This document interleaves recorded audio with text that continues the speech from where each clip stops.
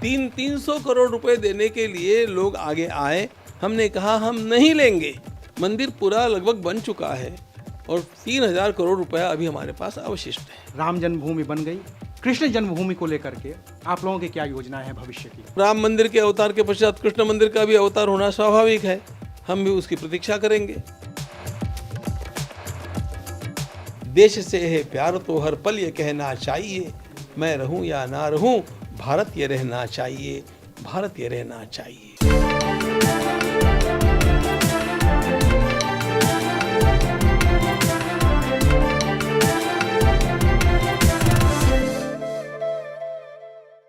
रामलला की प्राण प्रतिष्ठा का गवाह बनने के लिए देश और दुनिया से लाखों लोग अयोध्या में मौजूद हैं।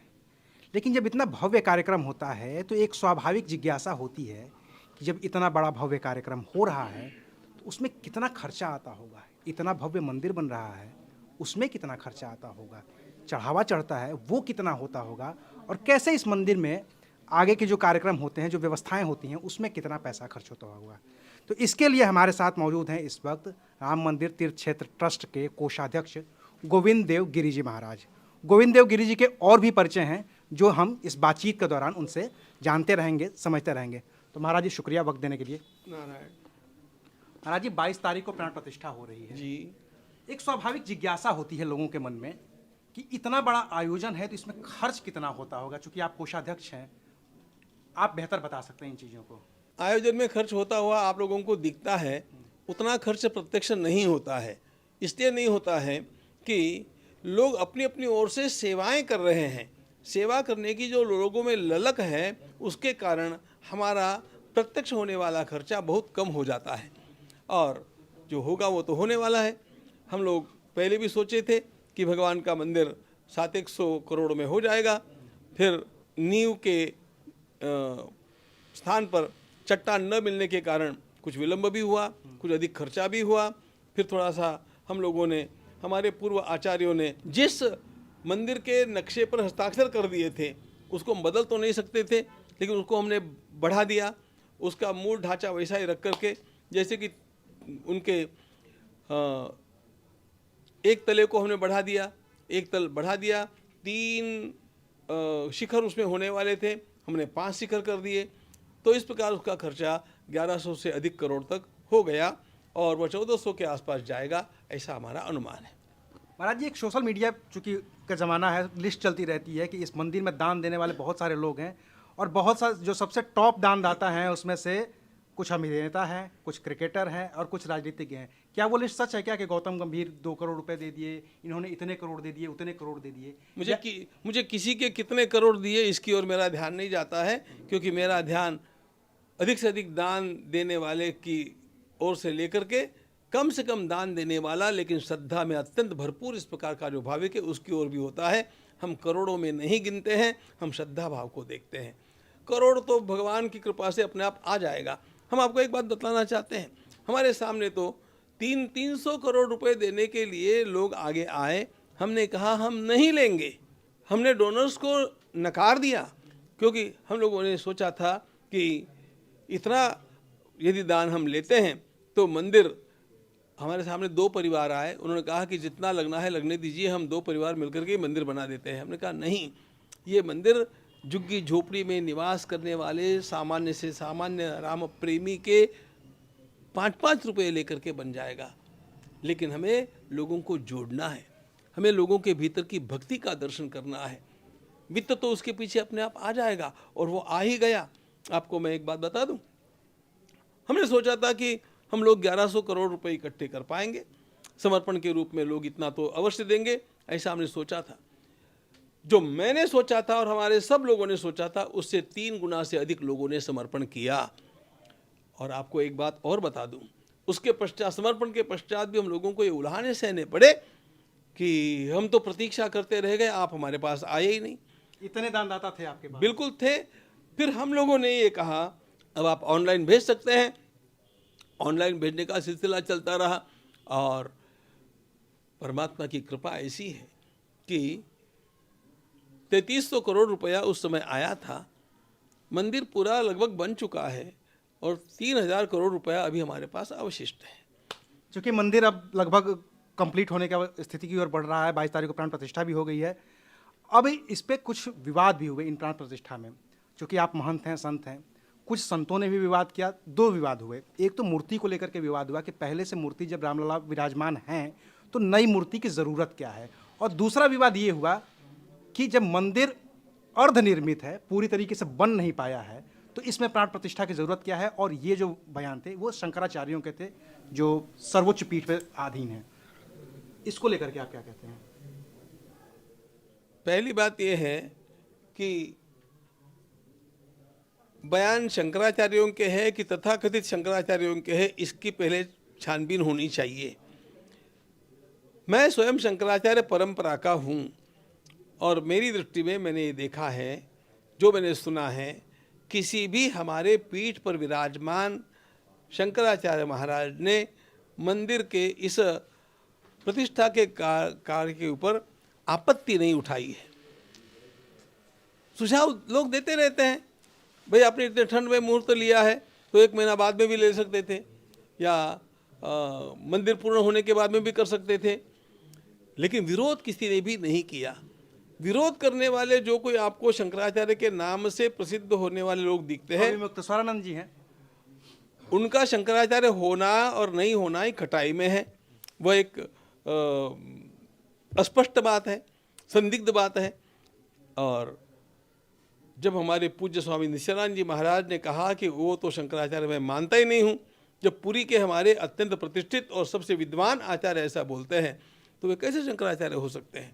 तो इसलिए सबसे अधिक मुखर होकर के बोलना और मैं शंकराचार्य हूँ ऐसे बोलते रहना, वास्तव में उच्चतम न्यायालय ने उन्हें शंकराचार्य शब्द का प्रयोग करने के लिए भी मनाही की है। ये मैंने सुना भी है और पढ़ा भी है।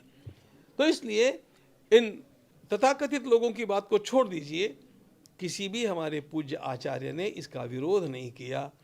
हमारे सभी पूज्य आचार्य इसके साथ सहमत हैं और हमने जहाँ कहीं उन लोगों ने अपनी जिज्ञासाएं प्रकट की, असहमति प्रकट करना विरोध नहीं होता है।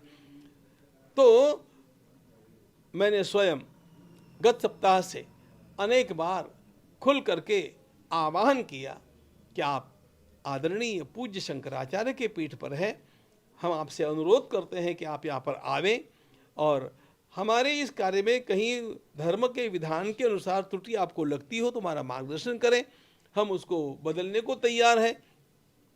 हमारे किसी भी आचार्य जी को हमारा यह कार्य नापसंद नहीं है, महाराज जी नहीं कर रहे हैं। आपसे आखिरी सवाल कि आप चूंकि कृष्ण जन्मभूमि ट्रस्ट के भी उपाध्यक्ष हैं, राम जन्मभूमि बन गई, काशी कॉरिडोर बन गया, कृष्ण जन्मभूमि को लेकर के आप लोगों की क्या योजना है भविष्य की? राम जी के अवतार के पश्चात कृष्ण भगवान का अवतार हुआ, तो राम मंदिर के अवतार के पश्चात कृष्ण मंदिर का भी अवतार होना स्वाभाविक है। हम भी उसकी प्रतीक्षा करेंगे। इसके लिए कोई योजना आगे की? हमारी अभी कोई योजना नहीं है।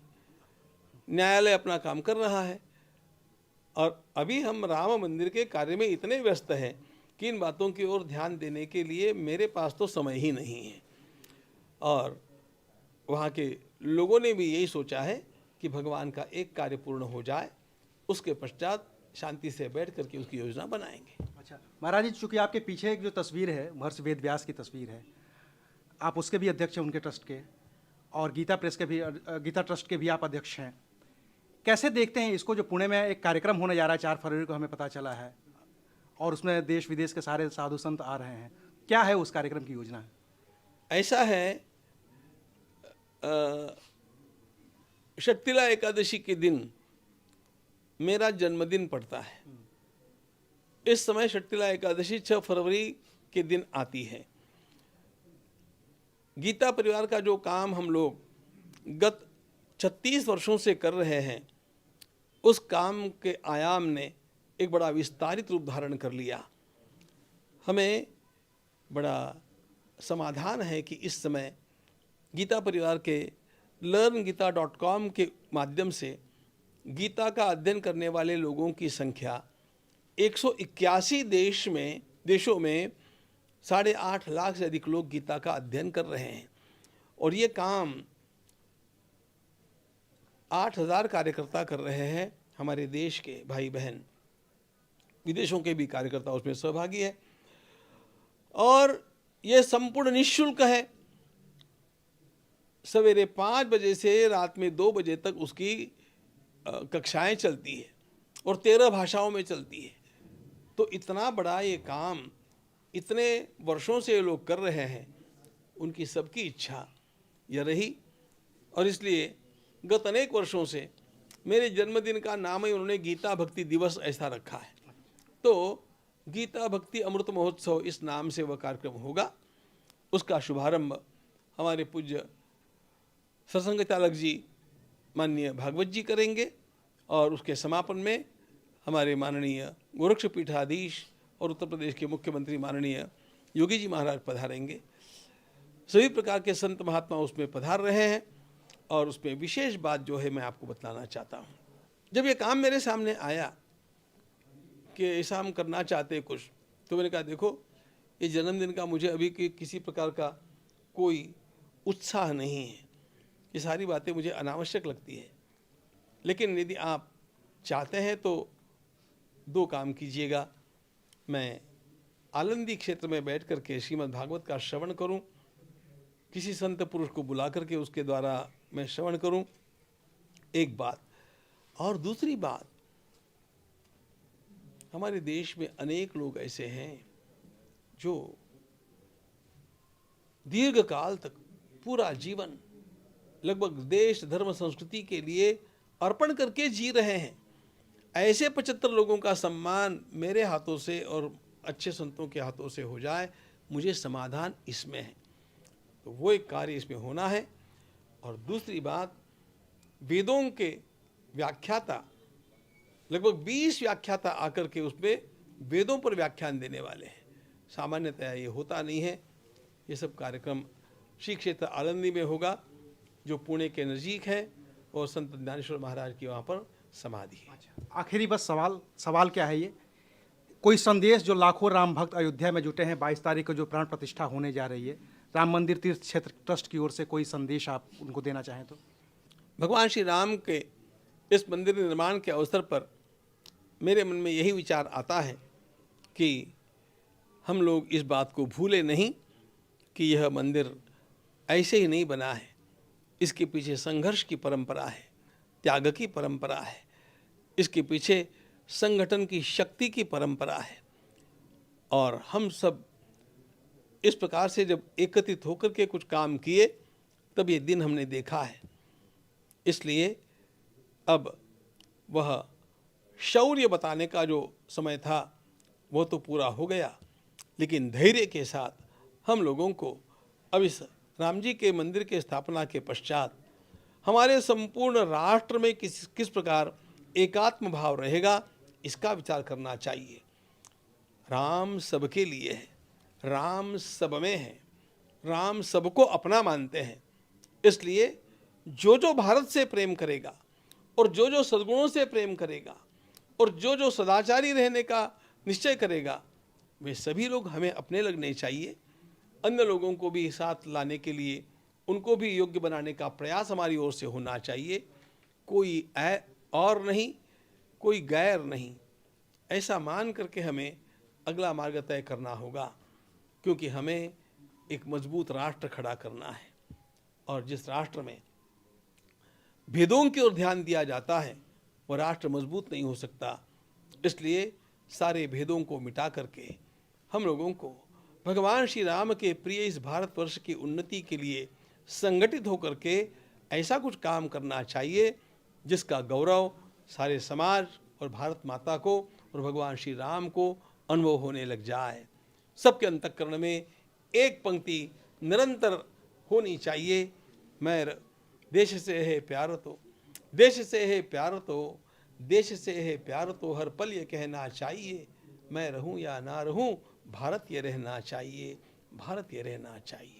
तो ये थे राम मंदिर तीर्थ क्षेत्र के कोषाध्यक्ष गोविंद देव गिरि जी महाराज, जिनसे आप इस पूरे मंदिर के बारे में जानकारी सुन रहे थे। शुक्रिया। आप देख रहे थे अनकट।